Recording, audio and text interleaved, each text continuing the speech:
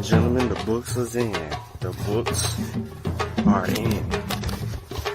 Yep. They in.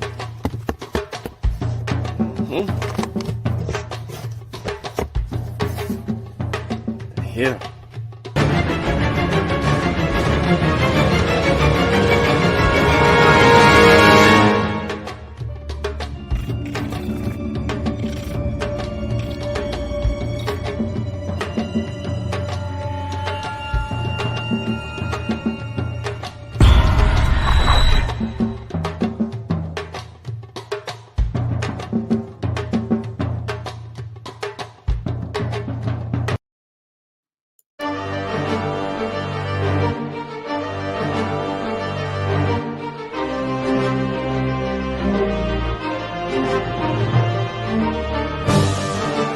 Log in to KofiPaisaTV.com and get Spears of the Mossy Volume 1 by Kofi Paisa Research Team, from Spears the Pen Volume 2 by Kofi Paisa Research Team, Spiritual Combat Volume 3 by Kofi Paisa Research Team, One Night Before Bed by Any Harek Shun Calfunny, Kalawa's Trip to the Motherland by Kofi Paisa, From Cocaine to Consciousness by Any Harek Shun Calfunny, As I Learned, We All Learn by Kofi Paisa.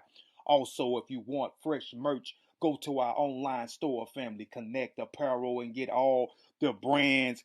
Also, get our 54 deck of quiz and educational cards, available now on KofiPaisaTV.com.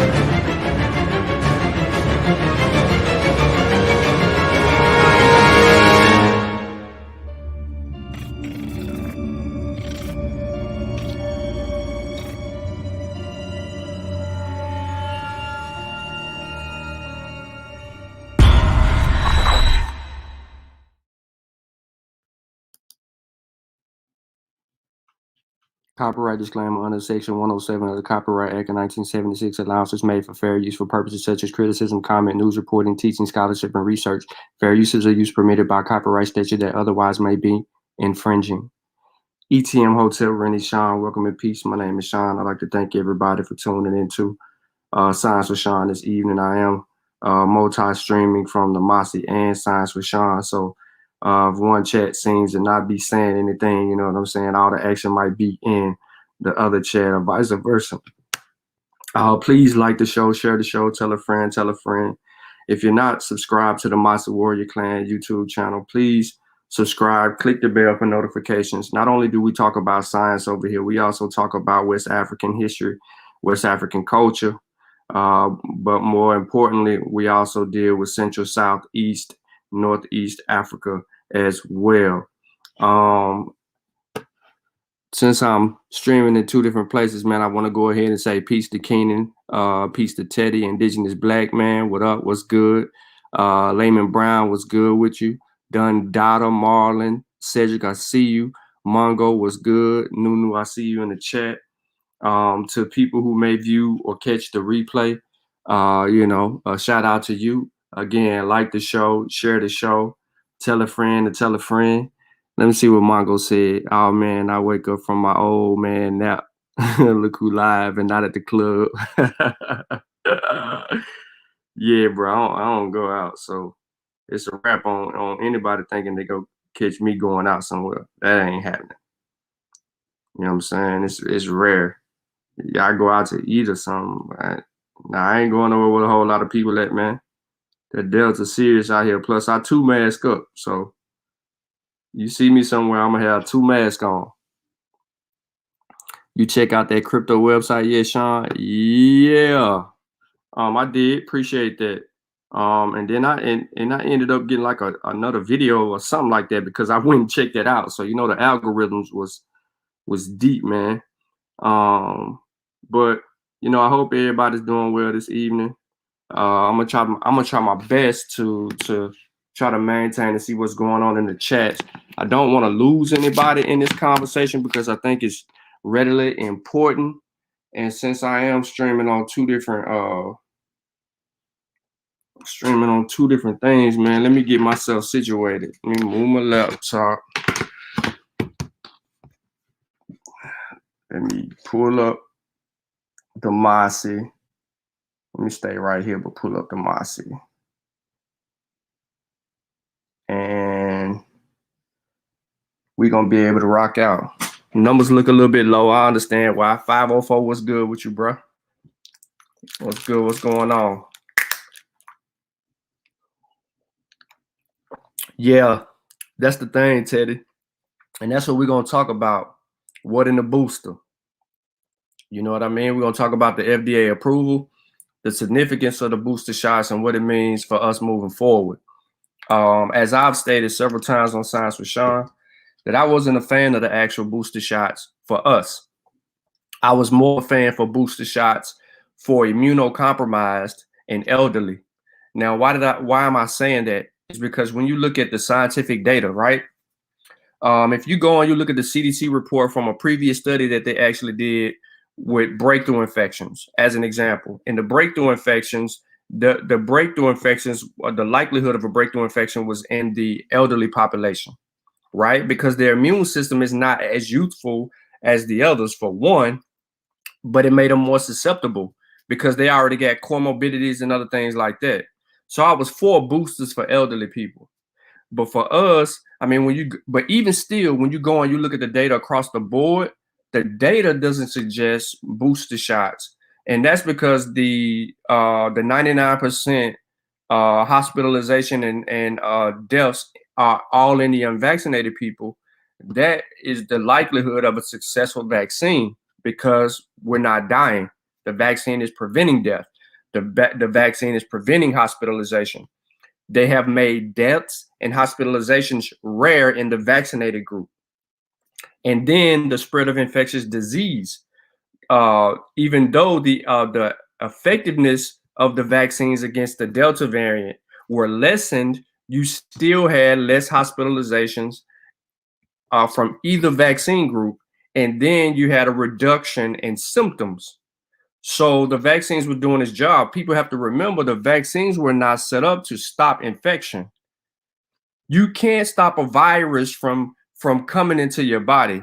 When a virus comes in your body, your immune system has to be trained to defend itself at that point. So that means once upon a time, you're going to see some type of a breakthrough.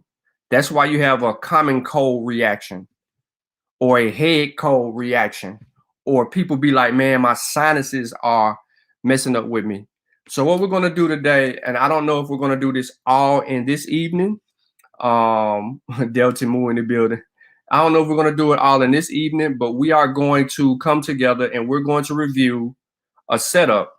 I'm going to show you some information, an article published in the Lancet that was considered as a part of this research, other studies that was actually considered, and then we're going to look at the relationship of the panel, a 53-page vaccine and related biologic product advisory committee meeting that was held today, and then a vaccine and related biologic products advisory committee meeting that was held today as well. And this will be the FDA briefing documents on both subject matters. And we're just going to look for some key instances and things of that nature regarding those, regarding the documents. Now, as you know, because I did not put together, if I don't put slides together for a presentation, you already know that I'm going to have the sources in the description of the video. All right. So I see Keenan and I see Lyman. I see y'all are in the Mossy Warrior Clan chat. And there's about another 4 or 5 people that are also in the Mossy Warrior Clan just tuned in. And we appreciate you being tuned in to the Mossy. There's a lot of people, there's a few more people over in the Science with Sean chat. So, if y'all just tuning in, it's fine. If you want to communicate and vibe with the rest of everybody else, you can go over to the Science with Sean channel. I'm gonna put the link to Science with Sean in the Mossy Warrior Clan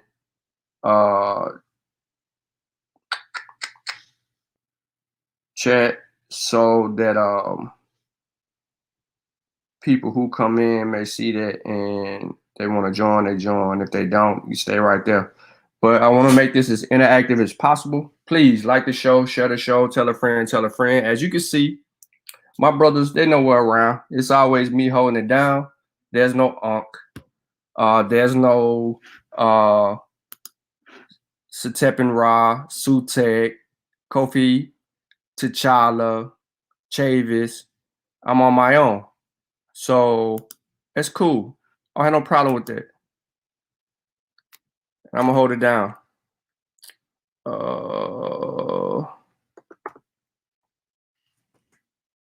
right, so let me go ahead and get my screen shared. Yeah, you hear me sending the email out. We're gonna go from there. We're gonna get it rocking. And I just got a text message from somebody.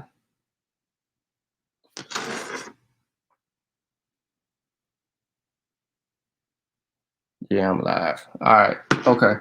So there you go. So I did put the chat over there. If you're not subscribed to Science with Sean, please subscribe to the channel.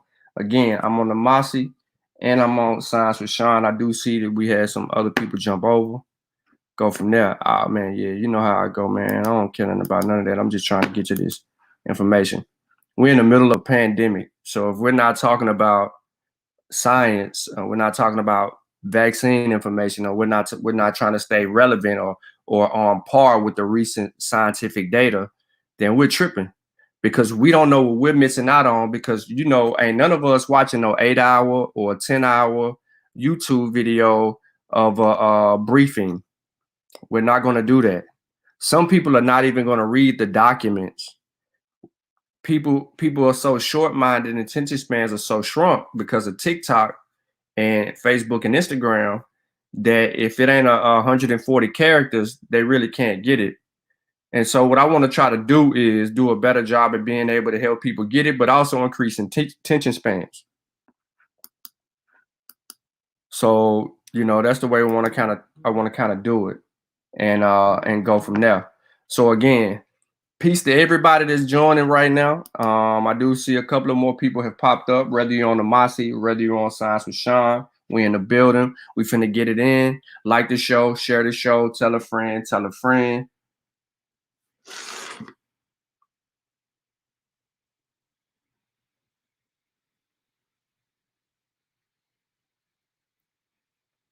And we're gonna turn this thing up. So let's go to the first article source. You take this into consideration. Considerations in boosting COVID-19 vaccines. All right, this is published vaccine immune response, published September 13th.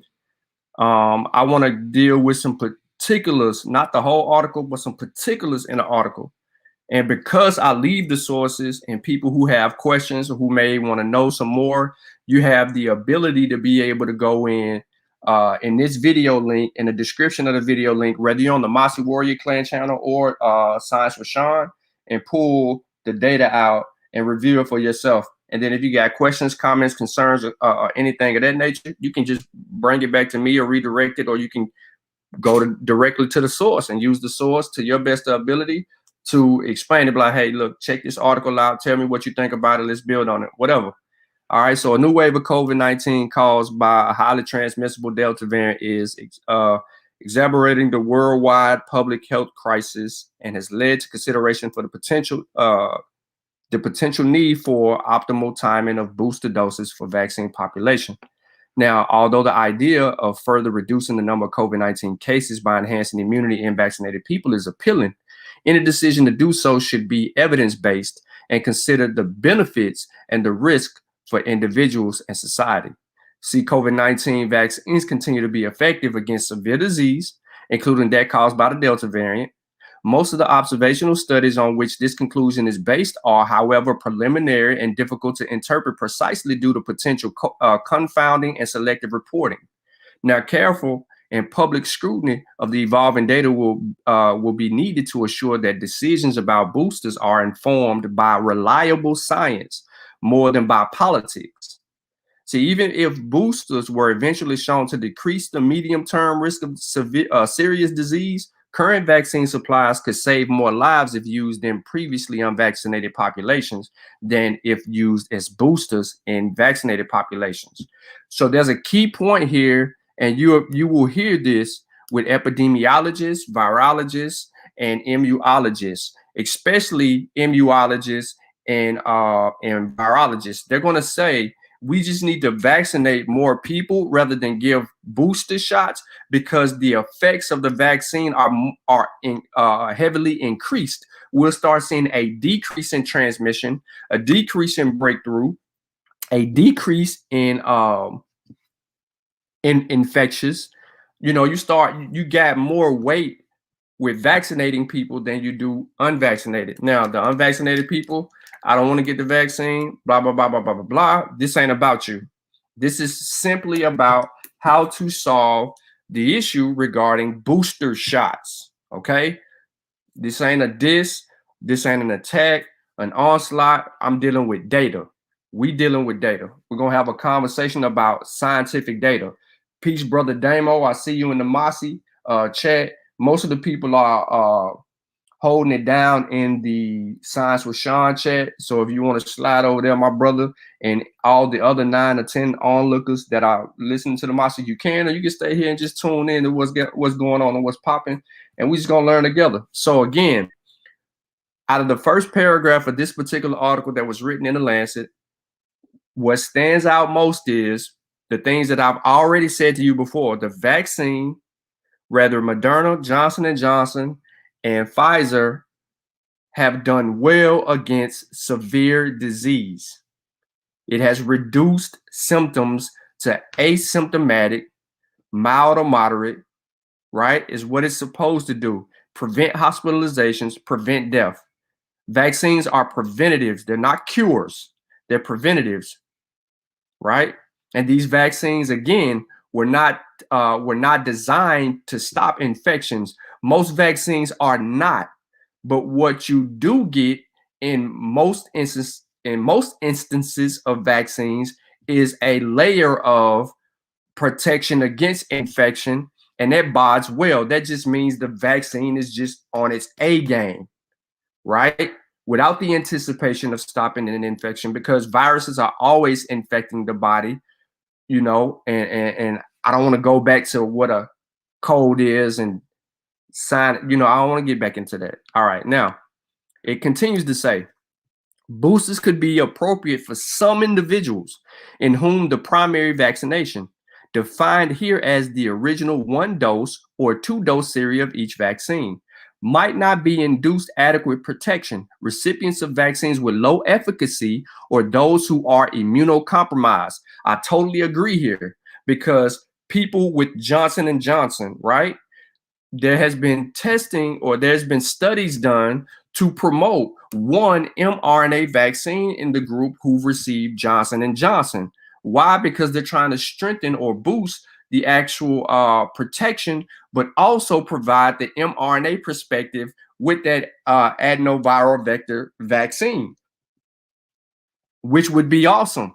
Most people said they didn't want to mix and match. However, if you're vaccinated in the UK and you come to the United States, you have to be vaccinated with the vaccines that the United States has approved for emergency use or full approval, which would be Pfizer first and Moderna coming down the lane in the next couple of weeks. All right. So now you have, you know, the UK people, they will have to come over here who had AstraZeneca. They got to get Johnson & Johnson, Pfizer, or Moderna. You have to be revaccinated. Facts. You don't believe me? Look it up. Challenge me on it. Clip this video out. Screen record it. Play me saying it. and then come up with your evidence. If you play me saying it and you come up with your evidence and then see that I'm right, just keep it moving. There's no need to argue. Now, it is not known whether such immunocompromised individuals will receive more benefit. Okay, we know that from any additional dose from the same vaccine or a different vaccine that might complement the primary immune response. But the thing about immunocompromised people is we don't know if they're gaining the right type of immunity. Plus, we still have unanswered questions regarding what level of antibodies in our system would be adequate enough to grade protection levels. That's some data that's still under question that they're still going to research and continue to dig into to give us more answers. Now, boosting might ultimately be needed in the general population because of wanting immunity to the primary vaccination or because variants expressing new antigens have evolved to the point at which immune responses to the original vaccine antigens no longer protect adequately against currently circulating viruses. Similar to the flu, it's seasonal, and you have different strands, and next thing you know, you have this evolutionary aspect of it where adaptation and mutation transpires, and the receptor bindings or that protein level of the receptor bindings and things of that nature in the virus. I might be speaking over people's heads, so I'm gonna say this as elementary as I can. All right, the little arm of the virus that has the spike on it, which would be if you hold your elbow up, that if you hold your elbow up and your arm is up and you dangle your fingers, all right, that lateral part of your arm, that 90-degree angle, that where your elbow going to your fingers, right? Let's just deal with the elbow to your fingers. Your arm part that goes to your elbow would be the RBD, the recepting binder domain. The spike would be your fingers. Okay. Now, going down to the elbow, right in that area where your elbow is, on the spike, not on the spike, but just dealing with the actual virus down there where your elbow is, there has been some changes in the binding domain, which would be from your wrist to your elbow area. Cedric can correct me if I'm wrong, but from your wrist to your elbow area, okay? That area from your wrist to your elbow has seen some slight changes, and even potentially in the spike, a slight change. That evolutionary aspect or adaptation or mutation has allowed for certain variants to evade or pass through the protection that you have from your previous vaccines. It is rare, but it happens. All right, this is where you get breakthrough infections, right? And Delta is more has the ability to evade certain parts of your immune system, which would cause you to have a breakthrough. What up, Stacy? What's good, Indonesia? What up, Unbiased? What's good with you? So hopefully that example from your wrist to your elbow makes a little sense, because this is what they're looking at. They're looking at the spike, right? They're looking at the spike, and they're looking at that receptor binding domain, RBD. They're looking at that to see if there's any changes there. Of course, proteins play a huge part in it as well.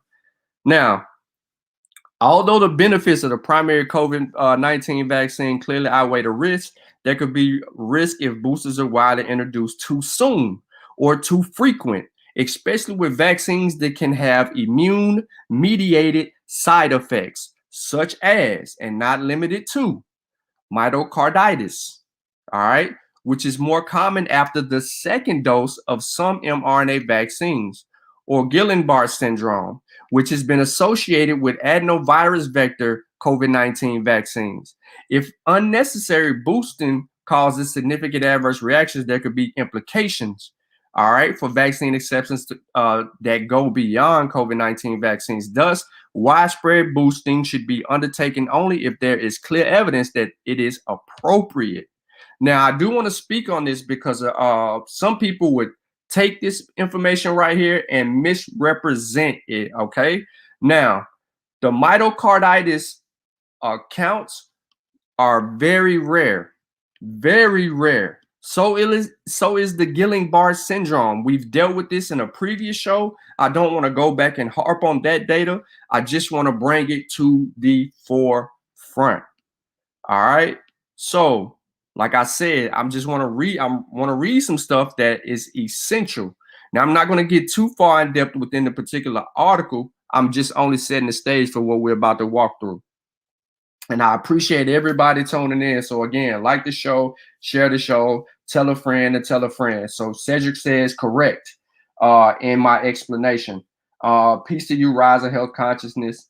Let's move forward. I don't know what you're saying, but let me see. How many people you know died from the vaccine? No one I don't know anyone that has died from a vaccine. I know many people who died from drug overdose, car wrecks, lightning strikes, getting shot, you know what I'm saying, cancer, high blood pressure, diabetes, things like that. More people. I don't know anyone that has died from a vaccine. As a matter of fact, we don't know of anyone. You said you know 3 people of them. What can you name the 3 people? What city and state? All right, let me get back on par. Sorry about that. So findings from randomized trials have reliably shown the high initial efficacy of several vaccines and less reliability. Observational studies have attempted to assess the effects of particular variants or the durability of vaccine efficacy or both. Mind you, that randomized trials versus observational studies, there's a hierarchy of science. Which studies are more susceptible to be accepted by the scientific community versus those who would not. Cohort studies, all of that. You need to know the differences, right? And then you need to make sure that it's not just a preprint and that it is a peer-reviewed publication that has been submitted in a journal and scientists have argued with the data and come to a sound conclusion on the data. And so there's no type of retractions, although retractions do happen, and some publications do, some data does get published, but as soon as that data is published, it is heavily scrutinized, and then those things are retracted. So there's a system in play to make sure that we're fact checking and we are scrutinizing the data that's inputted in these journals. So that's key. What up, Pure? Again, I'm on both channels, so I appreciate everybody that's on the Mossy. I appreciate everybody that's on Science with Sean. We're gonna get this thing down and out. Rise of Health Consciousness says go to the Telegram app, COVID vaccine. No, that doesn't work. VAERS is not a confirmation. So that would be very incorrect. I'm gonna continue to move on. I got you. All right, so I don't want anyone to take away from the learning experience, so we're just gonna continue to move forward. All right, so it says, although the efficacy of most vaccines against symptomatic disease is somewhat less for Delta variant than for the Alpha variant, there's still a high vaccine efficacy against both symptomatic and severe disease due to the Delta variant. That is key. Now, we're going to listen to some scientists talk about this data in this chart, right? And I want you to hear what these experts say about this particular junction of the chart. All right, that we're going to deal with, of course, the standard, which is Vincent Racaniello and his peers scrutinize or deal with this particular data and explain it to us. Now, I'm not going to, let me see, I'm going to zoom in on it so y'all know. I can tell you a little bit about it, but makes no sense. It says, how well is the vaccine performing against vaccine efficacy against severe disease?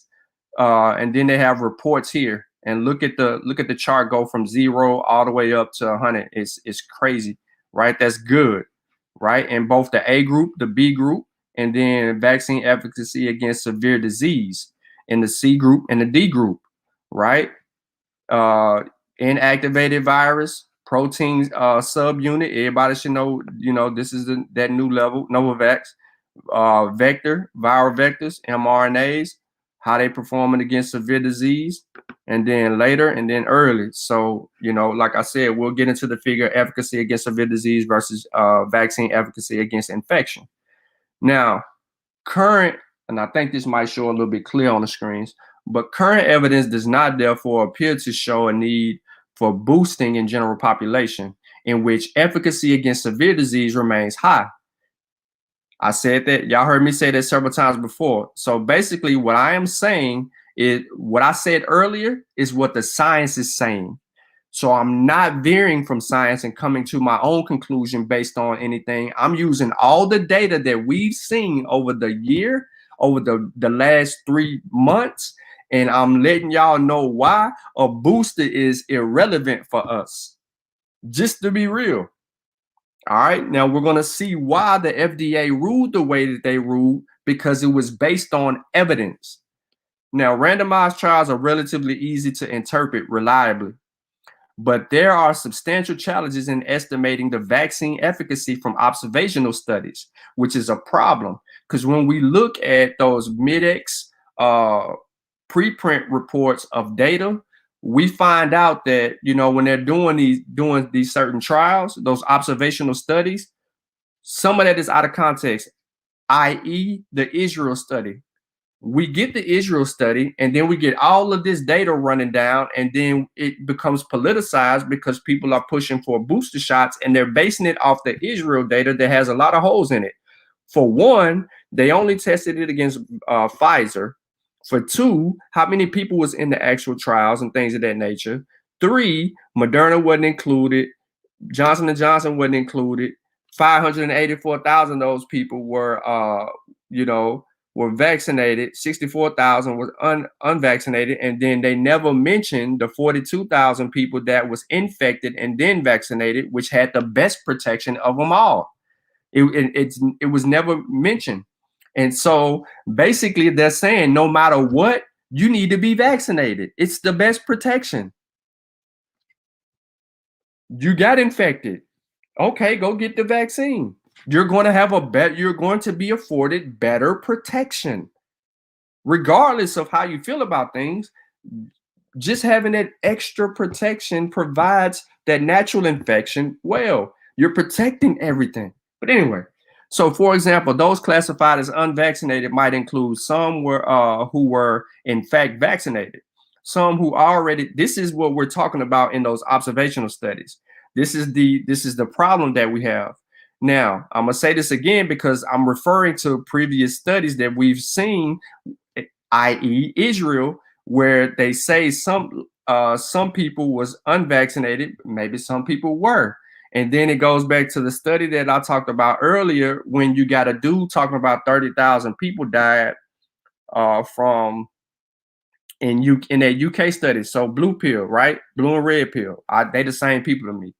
You know, he goes and make an Instagram post talking about some stuff, and he gets the data is all wrong. And that we don't even know where they get 30,000 from, but we broke that down in the previous video from earlier today. So if you missed that, check that out. All right, so here's an example of that. Those classified as unvaccinated might include some who were in fact vaccinated, some who already protected because of previous infection, or some whose vaccination was deferred because of COVID-19 symptoms.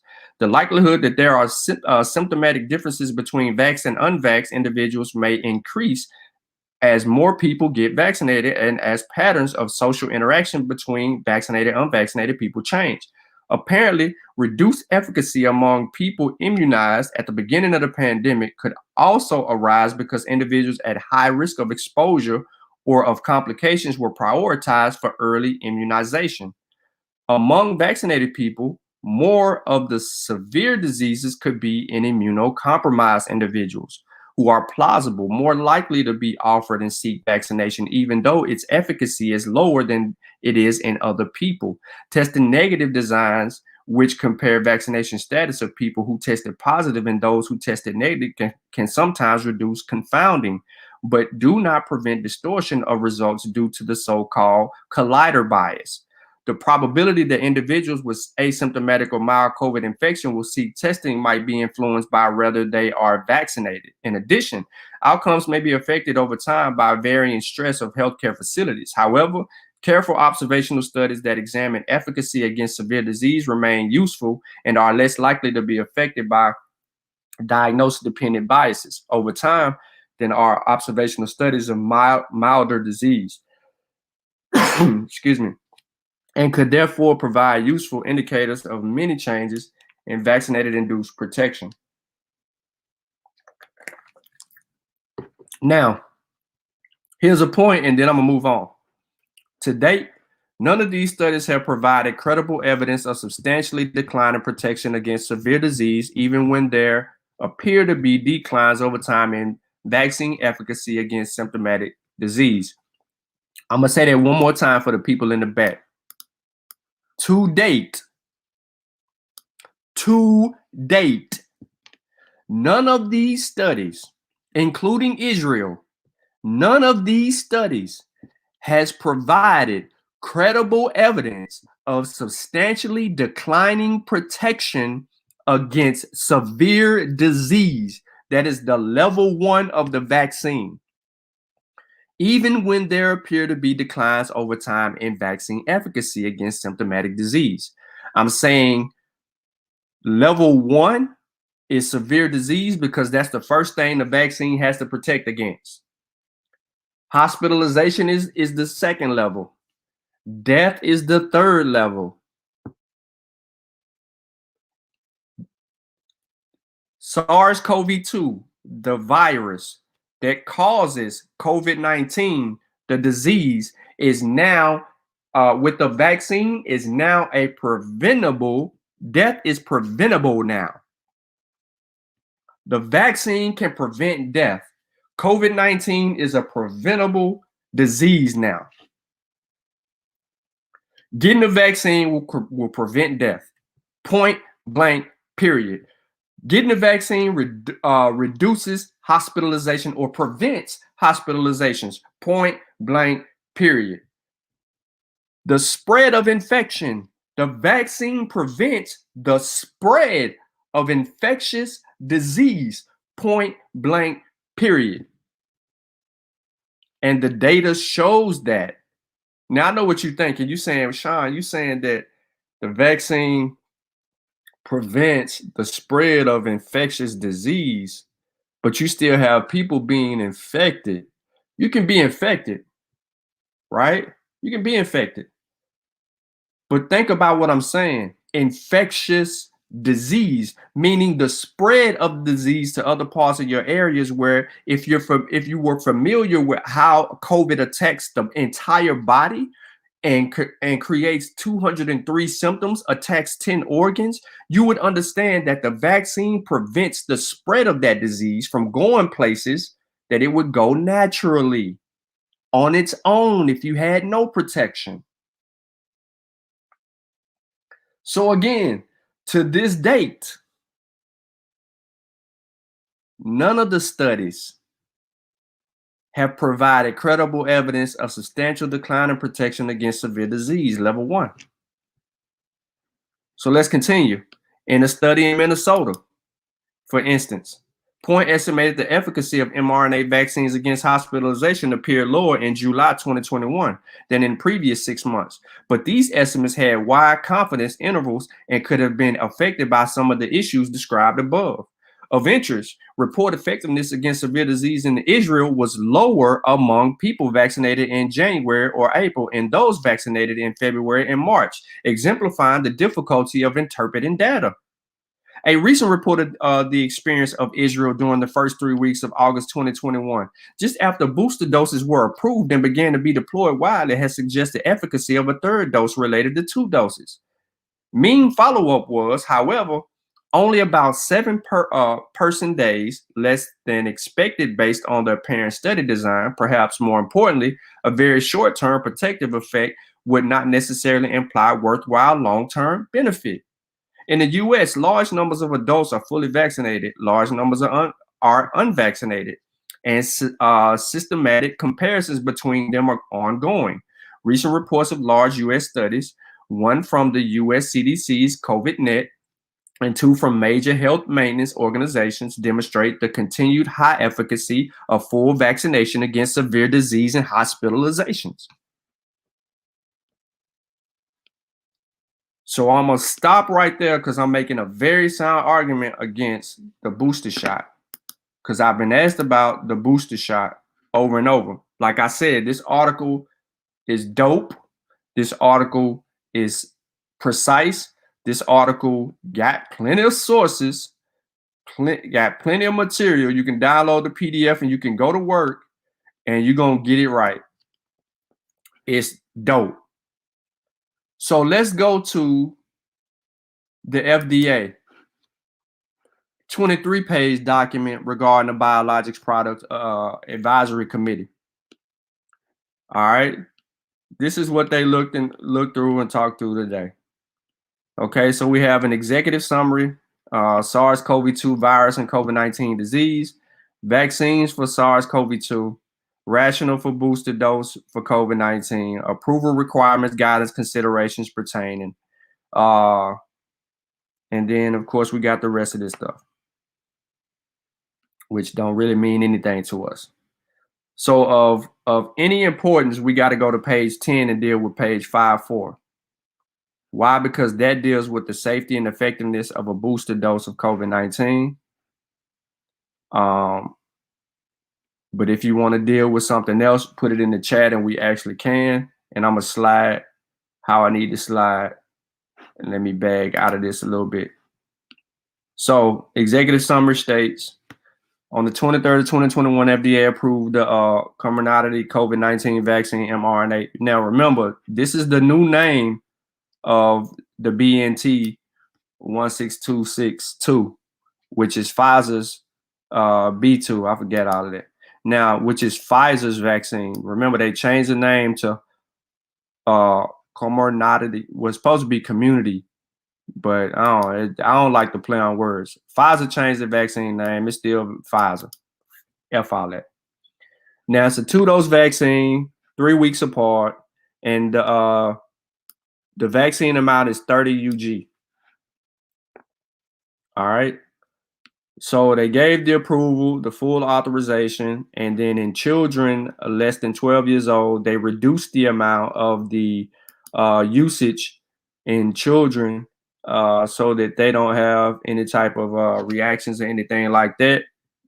And it will work a little bit the same. So that's cool to know that the vaccine dose for children is different from adults. Should always be like that. Like adults can take, that's with all medicines and stuff like that, right?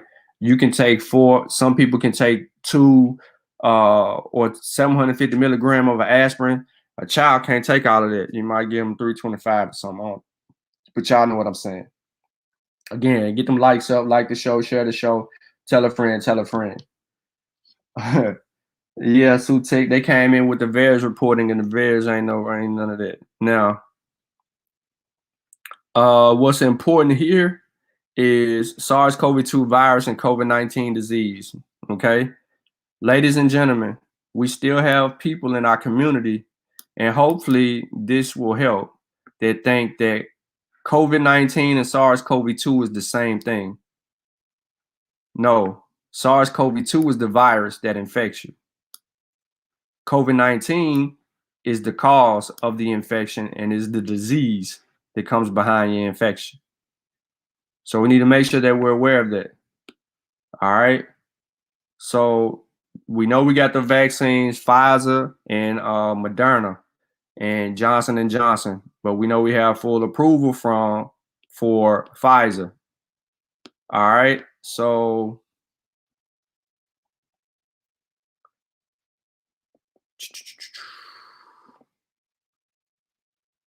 they go through and make an argument for a booster dose. This is Pfizer. They're laying down an argument for that, and they provide all of this data. Now, I will say this. There is data that suggests that the 64% protection against Delta that you get does go back up to 95% by getting a third shot. There's evidence for it going up to 95%. So it will regain its efficacy or protection against it, but we don't know for how long. But that doesn't change its effectiveness against severe disease, hospitalizations, and deaths because those numbers were already high.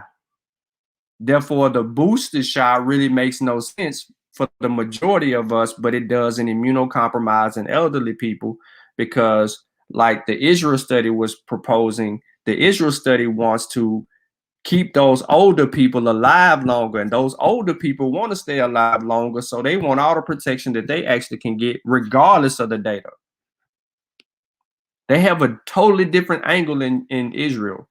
And plus, I don't even know why they ain't even using Moderna. Moderna's a, never mind. I don't want to get into the M gang versus the P gang. I don't want to throw my M's up on y'all.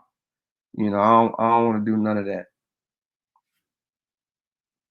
Let me slow down real quick because somebody's trying to follow me. Stacy trying to follow me in the Mossy. He says, okay, let me make sure I'm following you correctly. I have the Pfizer vaccine, so I don't need the booster shot, right? Stacy, no, you do not need the booster shot because the vaccine is still protecting against severe disease, hospitalizations, and deaths at high numbers. The numbers is still high as heck, super high, so high that when you combine all three vaccines data, combine them all to data against unvaccinated and everything else, like unvaccinated in the US, 99% of anything happening to anyone that's COVID related is in the unvaccinated crowd. Severe disease, hospitalizations, deaths, right? Long COVID, right? All of that is happening. Myocarditis is happening from COVID-19. People talk about the vaccine, but the virus, I mean, the disease is causing myocarditis also. All right, so this is the argument. This first one, I really don't want to deal with all of this, but this is the argument that's dealing with all of that. So as you can see here, some reactions, right? Frequency of solicited systemic reactions or severity 7 days after the dose compared to after the booster dose. You get mild, moderate, severe, fatigue, headache, and muscle pain. And then it says dose 1, it gives percentages. Dose 2, it gives percentages. Booster shot, percentages. Booster shot, percentages. So the booster shots between 18 and 55 years old, you had far less fatigue reactions, mild, moderate, and severe, than you did in the natural first and second dose. So they're making the argument, I'm showing this here because they're making the argument to say the booster shot is not causing more reactions, systemic reactions. They're lessened in the booster shot, is what it's saying. So in all categories, fatigue, headache, and muscle pain, they were all reduced. And then when you get to 65 years and older, they really were reduced. There was, you know what I'm saying? They went from, okay, you had all of these people in the first dose and the second dose have these systemic reactions. But in the booster shots, they were very uncommon. They weren't common, they were very uncommon. Same with the chills, joint pain, diarrhea, vomiting, fever. Look, 65 and older, they wasn't getting none of that. It was like 4 people that might have had antipyretic or pain medication use. What was the worst case over here? Joint pain only happened in 2 people. That was, if anyone had any joint pain, and that was in moderate, and that was in 65 and older. Chills, 2 people. But as far as the 18 to 55 in the booster shots, again, they show that all the numbers were reduced from the first dose, second dose, the booster shot went down. So they're showing the data for it, right? They're showing that we're not getting these reactions that you need to look for. So the data suggests booster shots have less reactions. That's good. That's a positive. But that doesn't do anything for us who already have afforded protection from everything already. There's no need for us to have it. But like I said before, in elderly and immunocompromised, The booster shot is important. All right, so that's pretty much it that I wanted to touch on in this particular part of it, because I wanted to show everybody the chart, regarding how they're looking at this data and how they came to the booster shot argument for Pfizer.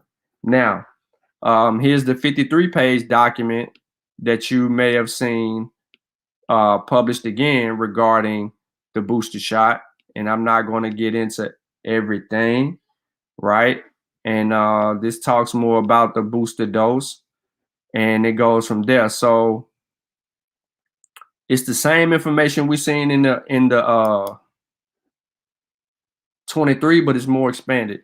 So they give a phase 1 data from 23 participants from 24 to 75 years of age, and then they break down how they come to the conclusion. They did a phase 3 with 306 participants regarding these booster shots. They said a third dose of the Pfizer vaccine. The clinical described the co-admissions with Prevenir. They just show good data. They do. They show good data, right? The real world data on the public health impact of booster doses of mRNA vaccines as a result of emerging evidence of wanted immunity, increasing rates of transmission and infection following the introduction of the Delta variant. The Israel MOH initiated the Pfizer booster third dose program for older adults, immunocompromised individuals, and who were previously fully immunized, a program that's since been expanded to the entire vaccine eligible population. Early unpublished data from the Israel Health Maintenance Organization suggests that a third booster dose is highly effective in a setting against the Delta variant, accounts for nearly all cases. These initial booster data show that giving a third dose of the Pfizer to individuals below 60 years of age are associated with 86% effectiveness against testing positive for SARS-CoV-2 infection from at least 7 days after dose 3. A recent Israel MOH study also confirmed that a third dose of Pfizer restored very high levels of protection against COVID-19, even in a period of Delta was dominating strand. We read the study. For those of us who did, we know this information already. However, the study included 1.1 million individuals aged 60 years and older who were eligible for booster doses between the 30th of July and the 22nd of August. Vaccine statuses were defined using dynamic cohorts, and individuals initially belonged to the non-booster cohort and entered the booster cohort 12 days after receiving the third dose. All right. So since the rollout of the booster in Israel, 2.7 million Israelis 12 years of age have received the third dose of the Pfizer. So, Israel, they are already doing whatever it is. All it did was bring the efficacy back up to roughly 95% in a period where Delta was the dominant strain. All right. So that data was held sound in an argument, and you don't see people saying anything about the booster. So the Israel study, like I said, was used to make an argument for booster shots here in America.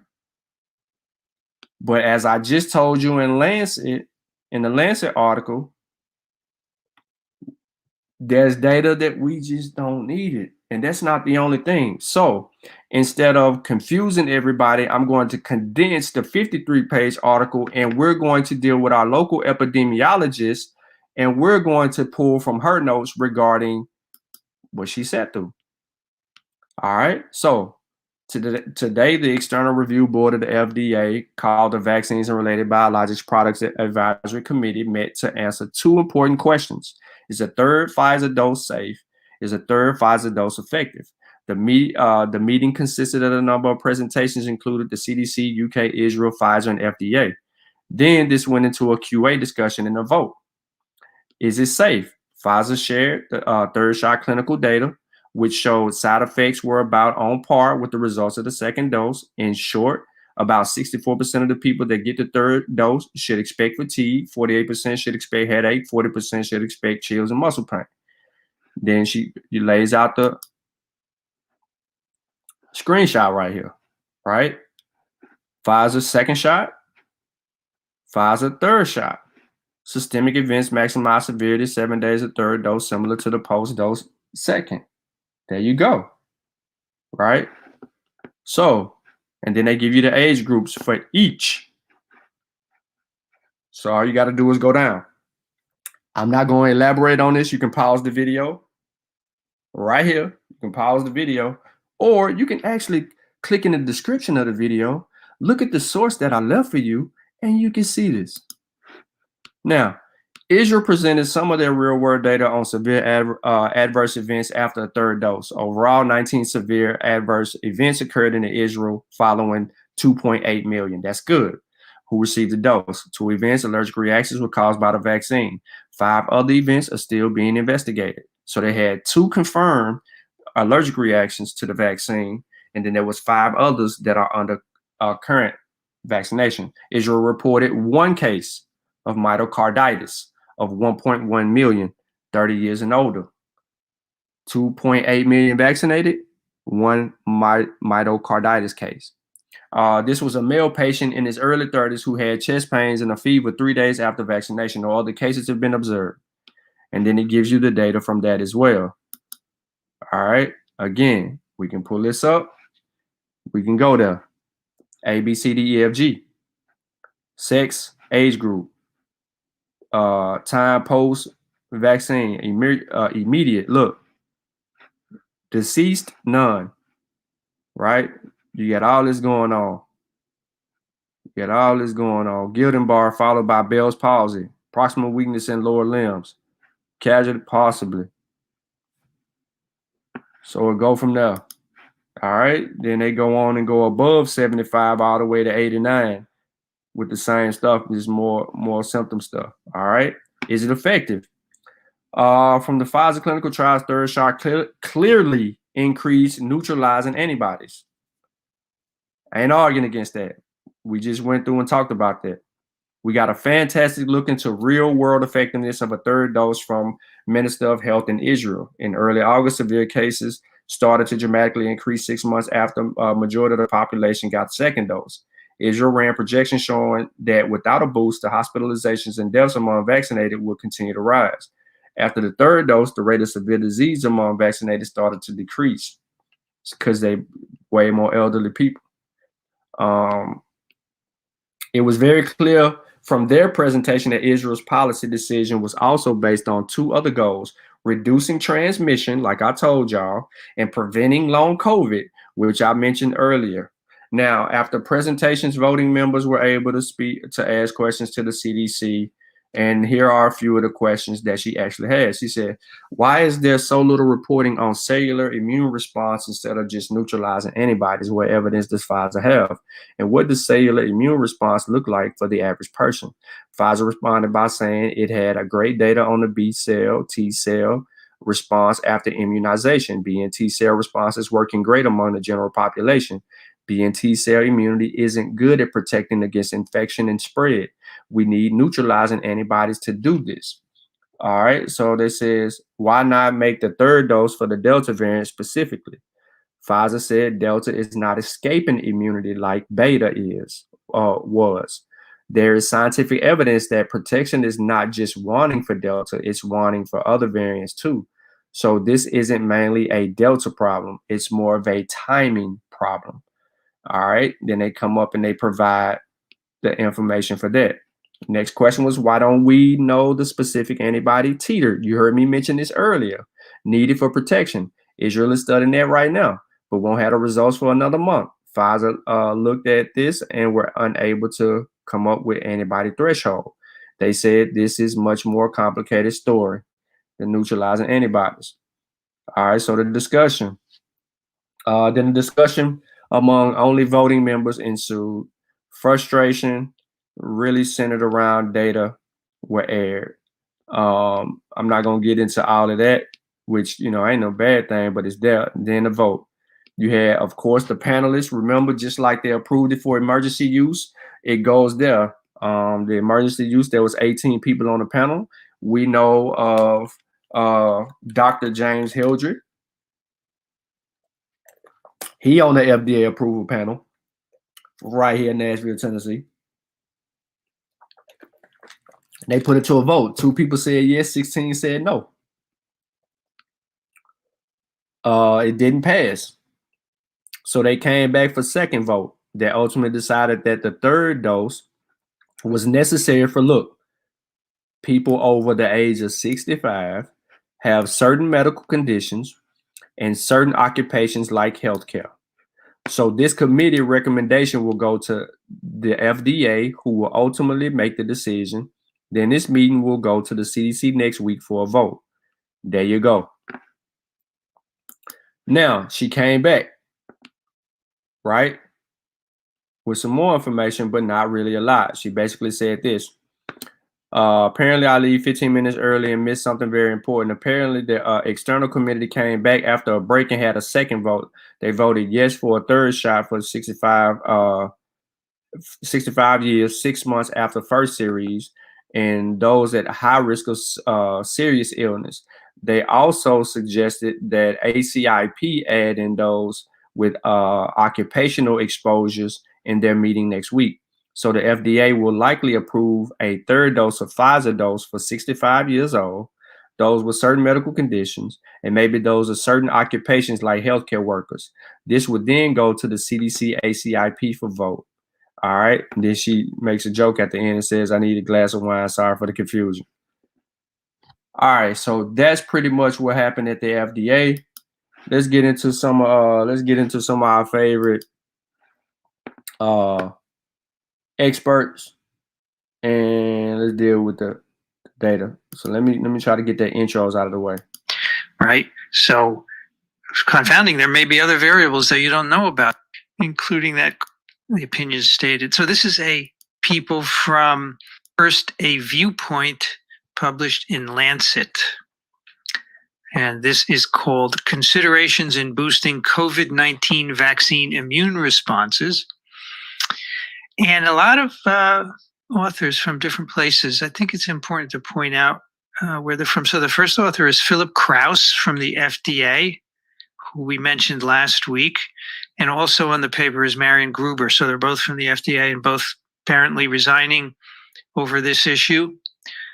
And then we have people from University of Washington, University of Oxford, hey, University of Florida, Gainesville, look at that.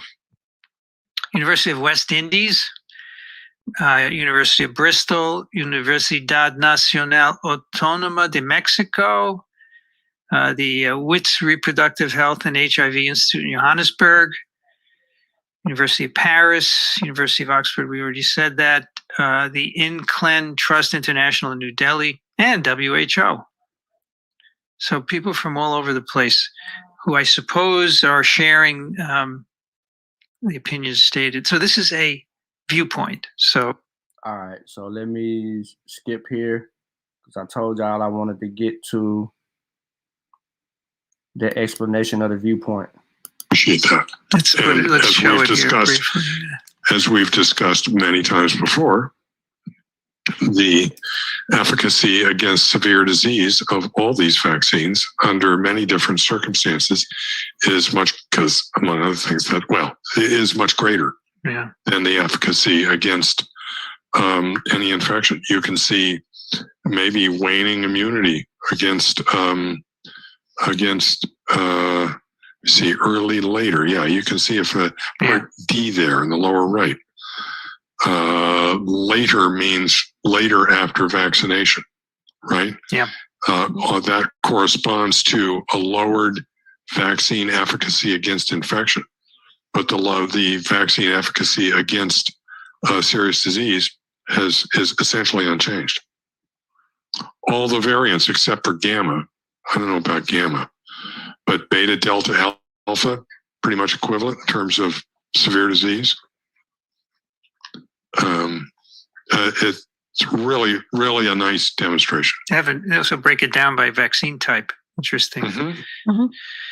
mRNA protein subunit, they're both high up there in the 90s, right? And then the vectors are still approaching 90 in terms 90, of effectiveness against severe disease, even though it looks to be only 75% against infection. So you know, people they say, oh, it's only 75% effective. Well, no, nonsense. If you look at the real epidemiological data and look at effectiveness against severe disease, it's more effective. And you know, essentially, I guess the fact that all these points are above that line that there's really quite good efficacy against severe disease argues against the necessity for a booster. It's also really nice that they showed those. I want y'all to hear what he said, what Richard Condit said again, okay? Because this is key. Points are above that line, that there's really quite good efficacy against severe disease argues against the necessity for a booster. So, again, because everything is above this line that I showed y'all earlier, across the board, then there's no need for a booster shot, because none of this is wanting protects or efficacy against severe disease, efficacy against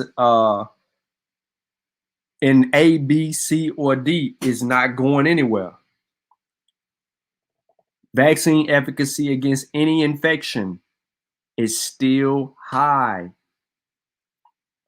That's why the Lancet published the way it did and reads the way that it did, but it's also based on data presented from not only the CDC studies, but other real world studies that have been ongoing and continue to go to answer other questions that are important for the severity of our lives dealing with SARS-CoV-2. So I want to kind of skip ahead and get y'all a little bit more information, and then we need to message properly because we deploy them, and before there's a need for them. Their argument is we don't need them yet. Let's do the right studies. Reported effectiveness against severe disease in Israel was lower among people. It's almost, I'm reminded of Heisenberg's uncertainty principle, right? Mm-hmm. Just by making the observations, you change the data. The probability that individuals with asymptomatic or mild infection will seek testing might be influenced by whether they are vaccinated, right? You can imagine if someone's vaccinated and they feel sniffly, they say, oh, I have a cold, and don't get tested. So that could... Or people who are... Hold on. What did you say, Vince? What did you say, Vince? Are you saying what I've been saying, Vince?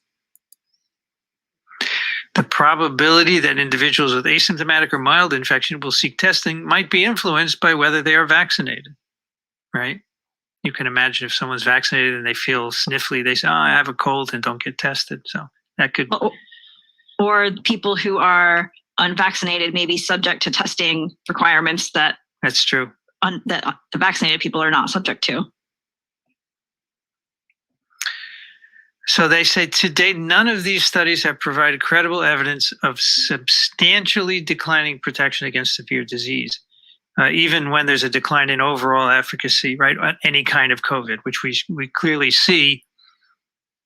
And I think that it's been said by public health officials that, yeah, it's right, but we think in a couple of months it might, efficacy against severe disease might decline, therefore we're being preemptive. They cite a couple of studies out of one study out of Minnesota, which I think Daniel described on one of his updates.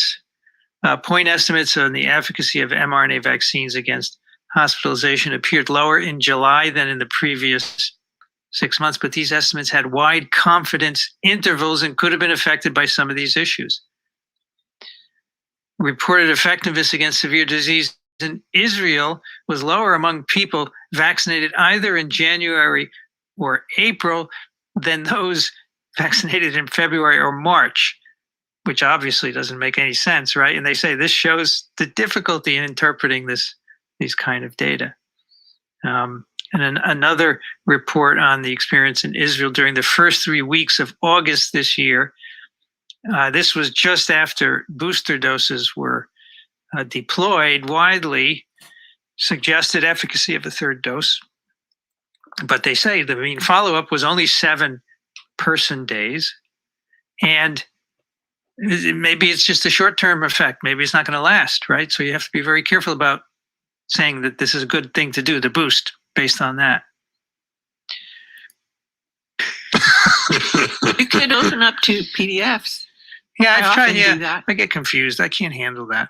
But I end up scrolling up and down furiously. And yeah, anyway. So then they take sera from people who have been immunized with either Chadox or BNT162b2. What's the name for Chadox now? I don't remember. Does it have a real name? I thought it did. I know the other. Kathy, how do you pronounce the Comirnaty. Comirnaty. Yeah, I think Chadox does, but I don't remember Yeah. what it is. Let's look it up. Name for Chadox. Well, it's AstraZeneca, right? Yeah, we've been Yeah. calling it by the manufacturer. Oh, here it is. You ready? No. Vaxzevria. Vaxzevria? Vaxzevria. Yeah. Vaxzevria. Right. I've got absolutely no way to remember that at Vaxzevria. all. Same with Comirnaty, Kathy, is that what it is? It sounds like community, right? Yeah. Community. And the other one's Vax Everyone. I'm Spike Vax I can do. I like that.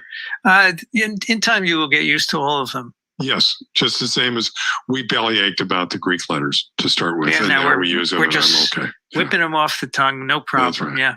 Or it'll become like the influenza vaccines where there's all different manufacturers and all different names for them, as Vincent found a couple of weeks ago. And we just ignore it. We just call it the Influenza vaccine. Yeah. The only one I routinely use is flu mist, right? Because Right. it's the unique one, which is infectious. All right. So Chadox and BNT162, sera from people immunized with 2 doses of each of those. So again, they compare Delta with the ancestral virus, about 8-fold reduction for both sets of vaccines here, so Chadox and BNT162. So Delta, 8-fold reduction in neutralization ability. And they say a little bit of reduction against Alpha, but not significant.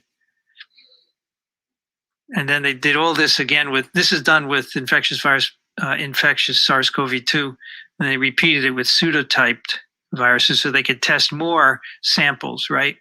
I guess it's just easier to do a lot. As Theodora has said, it's much easier to use pseudotypes, and you can use colored viruses that are read by machines instead of counting plaques or whatever it is that they do. And they tested a more. Okay, here we go. Okay, so first, panel A, I think these are the KLUs, right? Yes. Yes. Scroll down and yeah, KLU is A through D, I guess, right? So this first one is, so it's always Alpha versus Delta. And for those of you listening and not looking, I will attempt to explain what we're seeing here. Let me I have this other. Okay. I think SARS-CoV-2 nucleoprotein fold difference. I think they're looking for nucleoprotein by PCR. That's correct. That's my understanding of that. Mm-hmm. They've infected what was it, KLU2 cells? Right. And at different times, taken samples and measured NP by PCR. And compared the 2 infections. And so we have, I guess that's a 0 time point, and then 8, 24, and 48 hours. So at 0, you see the 2 are similar, same level. And then at the 8-hour time point, the Delta has about almost a 2 log increase. Almost a 2 log difference. Yeah. And then at 24 hours, it's 2 log. It's a 2 log. Yeah. And then at 2 log, by the way, is 100-fold. 100-fold. Because this is RNA, so I don't know what that means. Right. And B, they have the Western blot showing the Delta has a lot of cleaved spike compared to Alpha. It's very interesting, isn't it? Yeah. Well, and in A, it's also interesting that at 48 hours, They're the same. 2 are the same. Yeah, so the Alpha catches up. All right, that's B. So C is C confuses me. what is C now? Oh, 'Cause this is C was they looks like. It's They just say vero cells. supernatants were collected Yeah. and used to scroll down again. Sorry.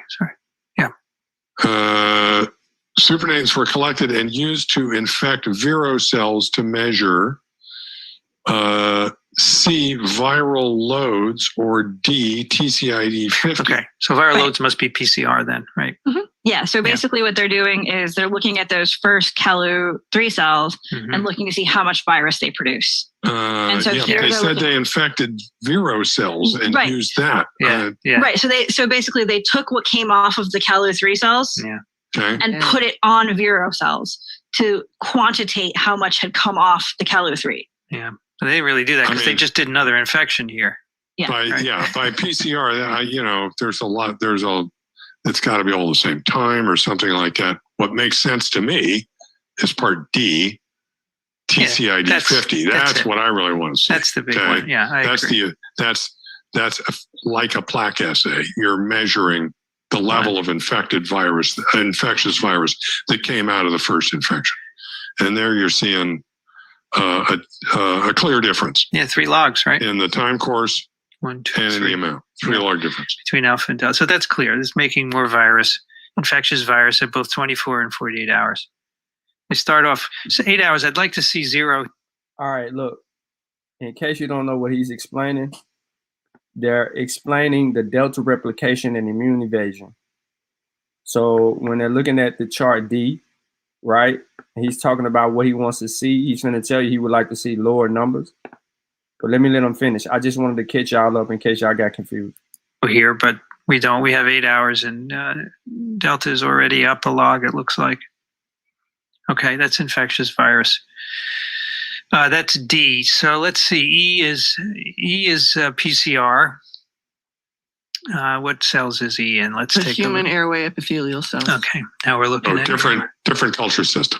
Yeah, 2 isolates of alpha and delta, different culture system, and here by PCR. So the alphas are in orange and the deltas are in green. The delta has an advantage, but F is the plaque forming units per mil. They must have done the plaque assay on vero cells, I would guess. Yeah.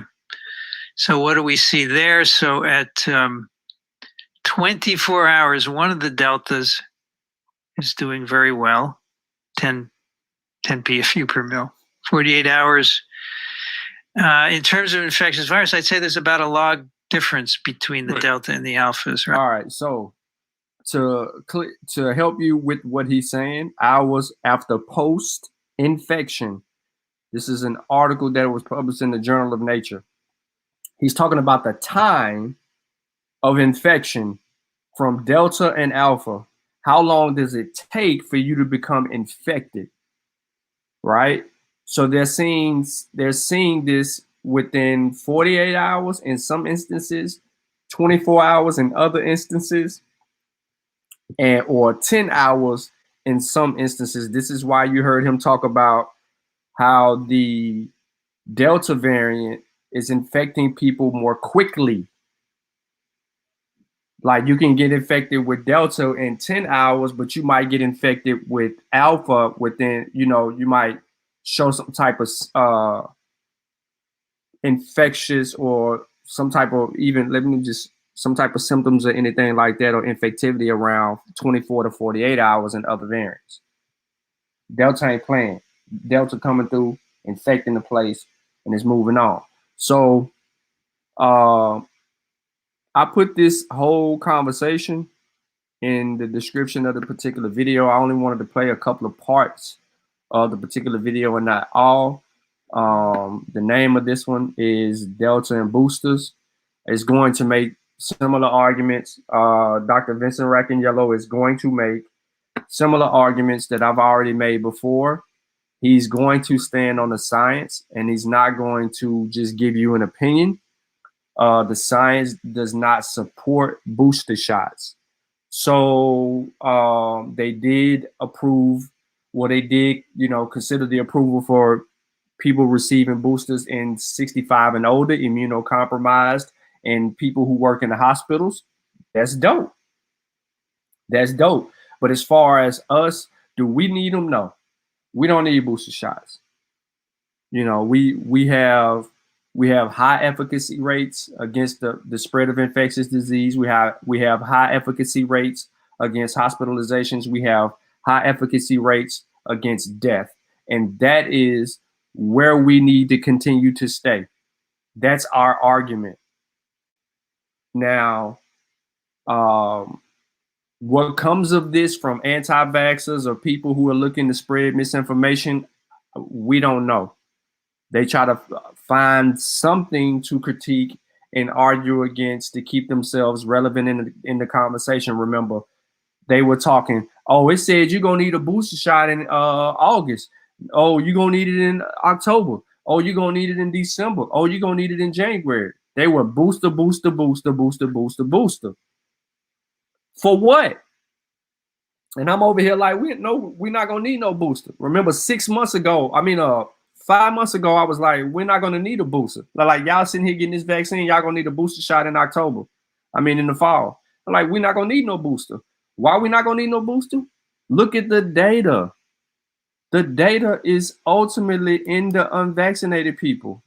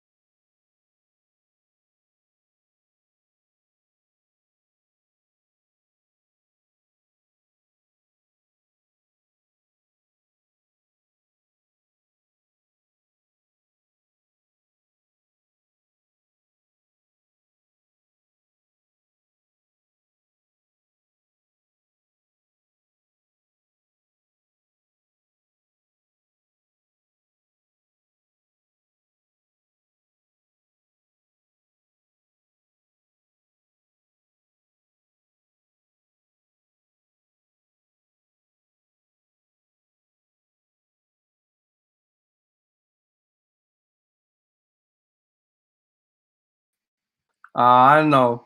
I clicked myself when I clicked on the link. I said, dang, I didn't click myself out.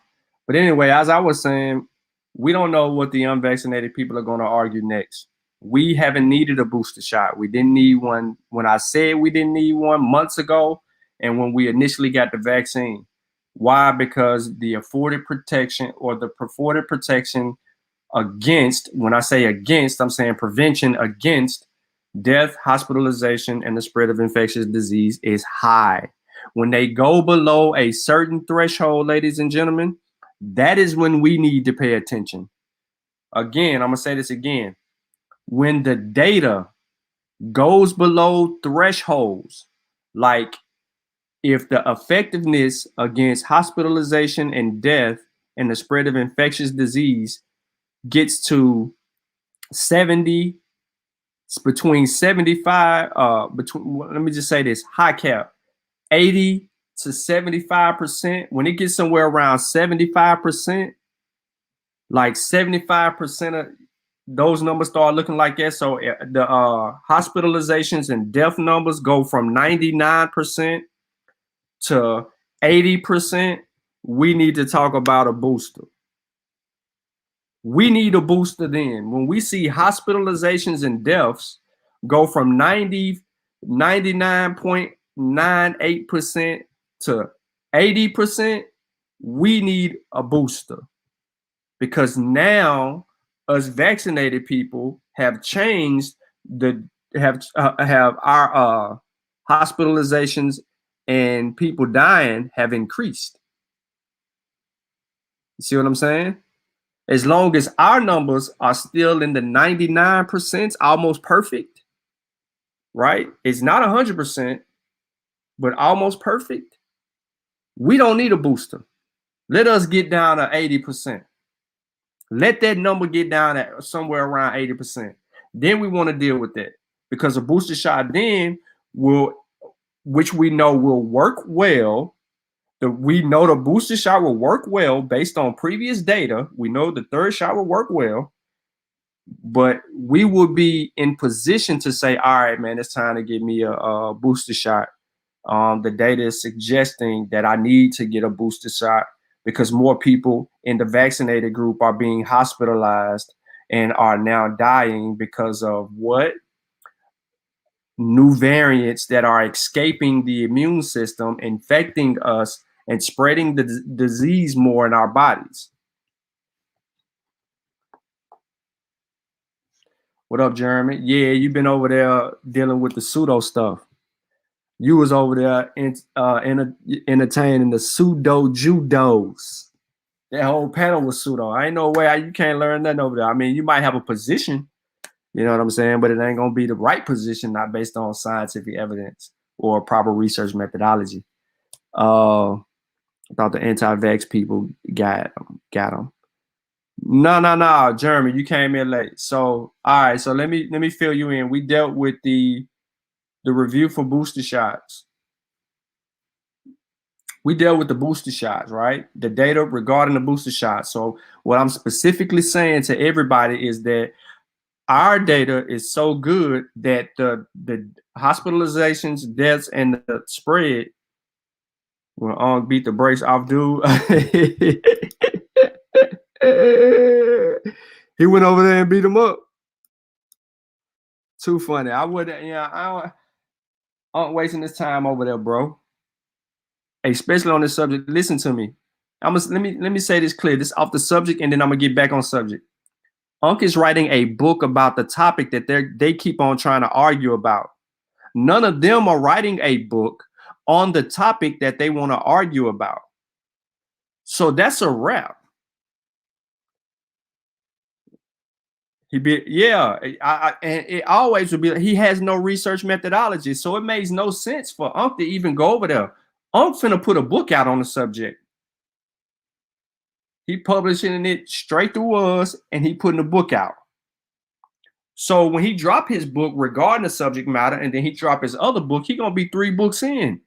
One on the subject that they keep having a conversation about, and you just realize that dude is regurgitating stuff he getting out of a Facebook group that is full of ignorant people, and nothing really backs him up because he don't study. This is a classic case of poor research methodology. At the end of the day, it happens every time. So that's why it was useless to even go over there and listen to it. I don't know, bro. I don't know. But nah, like, so with the booster shots, Jeremy, the position of booster shots, right? We just don't need them, bro. Our numbers is too high. Like 99.98% hospitalization, 99.98 deaths are in unvaccinated people. When those numbers, like I was saying earlier, when those numbers change and they come down to 80, when they get to 90, we need to start thinking, all right, we may need a booster. If they get to 80s, we need a booster. But hopefully we have enough people that's either naturally infected and didn't die, naturally infected. Hold on, what happened? Hold on, I'm getting a notification about something. Louisville's Jalen Alderman returns interception 66 yards with 13 seconds left to win. Oh, okay, so they beat UCF. That's crazy. Yeah, I watched that highlight. So again, my bad.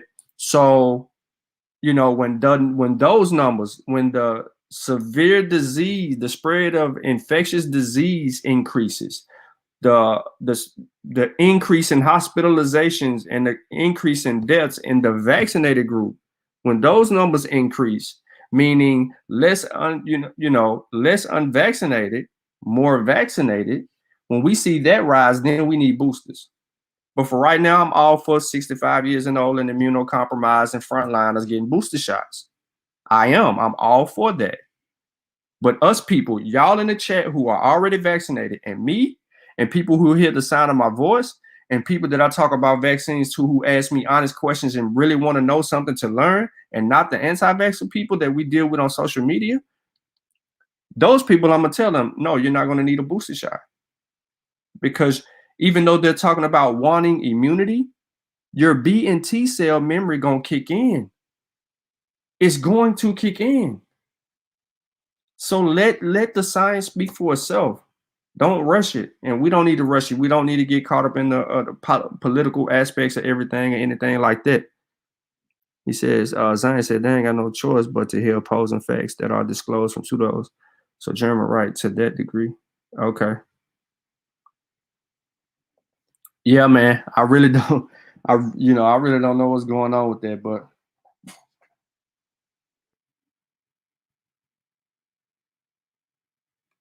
all right. So, man, that's really it on my end. I did send Unc the link. I don't know what Unc's status is. He didn't join. If anybody want to come in and build on something, anything that I actually presented today, or if you had questions about something, again, the link is in the Science with Sean and the Masa Warrior Clan chat. People, you can hit that link and you can join a discussion. And then go from there. But please, if you do join, make it about the topic of the discussion that we just talked about. Please. Please make it about that.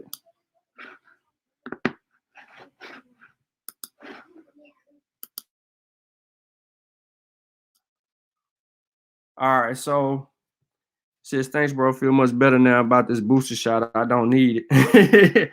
Well, Stacey, you asked me before, and I told you that you didn't need it. When you asked me before, maybe like a month ago, because the data was still as high as it was a month ago. Though that number hasn't changed. Like when people literally said that unvaccinated people are really the issue at this particular juncture. And it's not just really unvaccinated people, it's the unvaccinated people that's gathering anti-vaccine rhetoric via TikTok, Instagram, YouTube, and Facebook. Because my friend who got vaccinated today was still sending me stuff from TikTok and all of that, saying, people sending me stuff is kind of getting in my head. And I'm like, why are you letting it get in your head for? You feel me? Like, there's no reason for you to have this stuff getting in your head. Like, you tripping. Come on, homie. Like, the data is right there, but they still got the vaccine. But it's just the simple fact that they were just listening to all of this stuff and they spent a lot of time on TikTok, Instagram, and the likes. That's how I know you know what you're talking about, bro. You're right. I did ask you this before and you told me the same information. Yep. Yeah, I mean, I took my ground then, man. Like, look, if they came out with a study,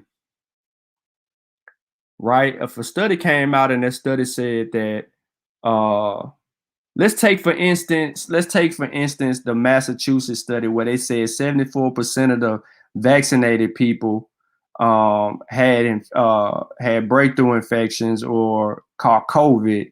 That doesn't mean anything to me. If they would have said 74% of the people at the Barnstable event were hospitalized, right? Then I'm gonna go look and see what 74% of those people look like. Now, if you told me that there were 10,000 people and 70% of the 10,000 people were hospitalized and they were all fully vaccinated, ding, ding, ding, ding, that's booster. We need to go get some more protection. We need some more protection. But that number would have showed up an increasing number would have showed up way before that Barnstable study was published after that super spread event. So what y'all don't know is scientists study these potential super spread events. Barnstable, which was an LGBTQ event in Massachusetts, they studied that. The biker event in South Carolina or whatever the biker event took place, where there was like hundreds of thousands of people. They studied that event, and that was a problem. These concerts, right? Like the Rolling Loud and them other outdoor events that they had with these major concerts. They studied those events in the hospital reports and data around it. They tracked that stuff because after those events, they're trying to see how many people that been to all of those places either caught COVID, were hospitalized, or died because of COVID from those events. Sturgeons, yeah. So that's very important information, and that's the way scientists actually look at stuff. Hey man, look, y'all been rocking with me for a while, man. I know I've been on here twice today, both times at least almost 2 hours. This one is an hour and a half. I don't want to go to the 2-hour mark on this one. I did put the link in the chat though, in case anybody really just wanted to build. So what I'm gonna do is yeah, the unvaccinated, he said, so what you're saying is the unvaccinated people are the guinea pigs. Absolutely. At this juncture, I hate to say it to them, they say that we the guinea pigs. I don't know why they say that, but they really are now, because if nature vaccinates you, there's several things that can happen. Nature vaccinates you, you have the risk of severe COVID, which is severe spread of infectious disease in your body, hospitalization, and death. On the worst case scenario sides, you got those three: the spread of infectious disease, hospitalization, deaths. On the low side, you got mild symptoms, moderate, mild symptoms, potentially. You have that. So, potentially, but then you're also susceptible to reinfection. Reinfection can cause other issues, and you run a risk of long COVID. Jerome says, Sean, does the data show why Moderna is demonstrating better efficacy against the Delta variant than Pfizer? All right, so good question, Mr. Lockhart. I'm gonna tell you something that I told Kofi today. So Kofi called me. I was on my way to the bank. Kofi called me. We was having a conversation about my book. Like, are we ready to do what we need to do to kind of get some things situated and all that? And I was like, yeah, let's go ahead, because we're getting ready to release Spellmasters. So I want to come behind Spellmasters and drop a few weeks after Spellmasters. And he was like, all right, cool. So the book is done, it's complete, all the stuff is there. We got to resize the book cover. We're going to take care of some stuff tomorrow. And then we're going to let you know with a release date when the book comes out. However, to answer your question, I was talking to Kofi, and he was telling me about a scenario that he was dealing with someone close to him. And we were just talking and building. And he was like, man, I can't wait for your book to come out, because I'm going to be passing that joke around for people to read. But more importantly, I'm going to have to try to force some people to read some of your stuff. And I'm going to have to make them read it in different areas. Like they're going to need to go to chapter such and such first, and then go to these other chapters, because they're regurgitating some misinformation that they're getting online. And it's a lot of craziness. And I said, word, true. And then we were talking about Delta, right? We were talking about reinfection, breakthrough, and stuff like that, how people are misunderstanding exactly what a breakthrough is. And then I was like, I was telling him how I had to tell somebody that they needed to get the Moderna. And they was like, yeah. So why you think Moderna's doing so well against the Delta variant than Pfizer? Well, have you seen the dosage in Moderna versus the dosage in Pfizer?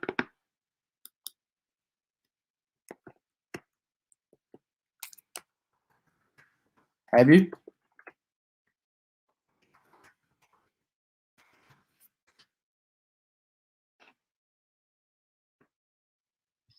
Think about it, okay?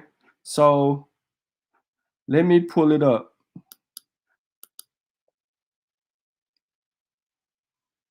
Moderna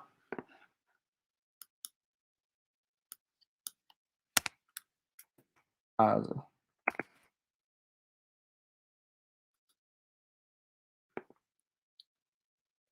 I had to go to my thing again so I could pull up exactly what I was looking for.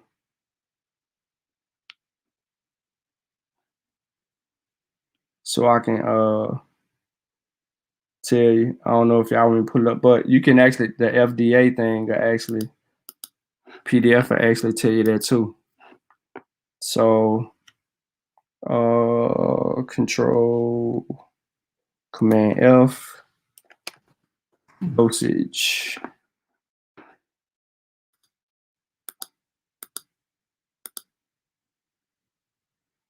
All right, so Moderna's is 0.5 milliliters. Moderna is 0.5 milliliters, and Pfizer's is I think it's like 0.45 milliliters.